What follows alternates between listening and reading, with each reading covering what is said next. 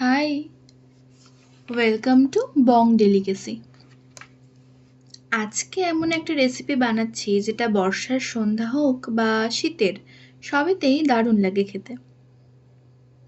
একদম সহজভাবে বানাবো চিলি বেবিকর্ন। চলুন তাহলে রেসিপিটা দেখে নিই চটপট। প্রথমেই অল্প নুন দিয়ে জল গরম করে নেব। এরপর ভালো করে ধুয়ে রাখা ছোট করে কাটা কর্নগুলো গরম জলে দিয়ে দেব। 7-8 মিনিট ভালো করে সেদ্ধ করে নেব। এরপর বয়েলড কর্নগুলো নুন, গোলমরিচ গুঁড়ো, সাধারণ লঙ্কা গুঁড়ো, কাশ্মীরি লঙ্কা গুঁড়ো, অল্প আদা রসুন বাটা দিয়ে ভালো করে ম্যারিনেট করে রাখবো।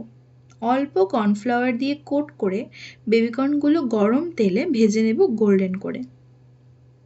সমস্ত কর্ন ভালোভাবে ভেজে তুলে রেখে তেলের মধ্যে দিয়ে দেব রসুন কুচি। একটু ভাজা হলে কেটে রাখা পেঁয়াজ ও ক্যাপসিকাম দিয়ে দেব। হাই ফ্লেমে ভালো করে সবজিগুলো ভাজার পর এর মধ্যে tomato sauce, soya sauce, red chilli সসের মিশ্রণটা দিয়ে দেব। অল্প জল দিয়ে খুব ভালো করে সব কিছু মিশিয়ে নেব। সামান্য চিনি দেব স্বাদটা ব্যালেন্স করার জন্য। কর্নফ্লাওয়ার দিয়ে গ্রেভির থিকনেসটা ঘন হয়ে আসলে স্বাদ মতো নুন দিয়ে দেব।